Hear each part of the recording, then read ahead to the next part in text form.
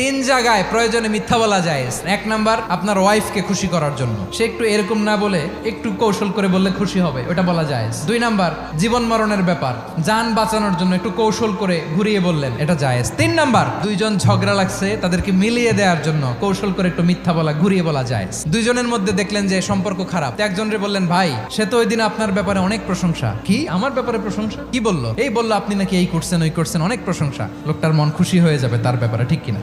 আবার তার সাথে যার ঝগড়া, ওরে যে বলুন, ভাই ওই দিন তো সে আপনার অনেক অ্যাপ্রিসিয়েশন করলো, অনেক, সে তো অবাক, কি রে বলে কি? এই যে দুইজনের ব্যাপারে দুইজনের একটু ভালো ভালো কথা বলে দিচ্ছেন, একদিন দেখবেন রাস্তা দিয়ে হাঁটার সময় একে অপরকে সালাম দিয়ে ফেলছে, সালাম দিয়ে বুকে জড়ায় ধরছে, আছে না নাই?